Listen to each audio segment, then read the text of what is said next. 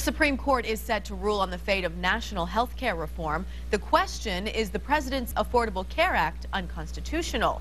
10 on your side's Ann McNamara spoke to a local group that wants to keep the law as is. Ann? Katie, the group is called Virginia Organizing, and they met in Virginia Beach today to let the public know about the benefits of the Affordable Care Act.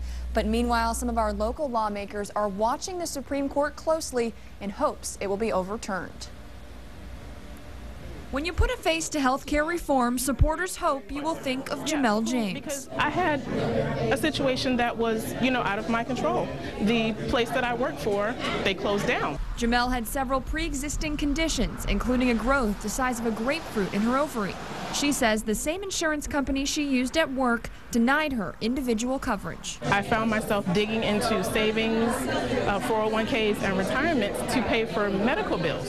The Affordable Care Act, signed by President Obama in 2010, protects customers like Jamel from discrimination based on pre-existing conditions. This is a good thing for Virginia. This is a good thing for America. It's good because we have an insurance system that is broken. But the law also includes a controversial requirement. It forces all Americans to buy health insurance. This isn't really the American way. Representative Scott Ridgell believes the mandate is unconstitutional, and he's not alone. Hundreds of protesters spent the week outside the Supreme Court while the justices listened to arguments to overturn the law. Governor McDonnell and the leadership at the state level, they are really desperately trying to process how they're going to come to grips with the entire Affordable Care Act. It puts a tremendous mandate and load on the states. But the ruling might not be all or nothing. There are some pieces the justices could salvage. For example, allowing insurance companies to compete across state lines,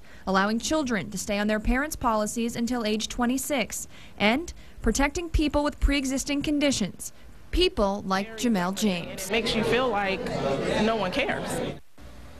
5 votes, that's how many justices are needed to overturn the law. And I asked Representative Ridgell if he thinks the votes will be there. He said he's been encouraged by the comments of some of the more liberal-leaning justices. I'm Ann McNamara, 10 on your side. And the Supreme Court is expected to make a final decision in June.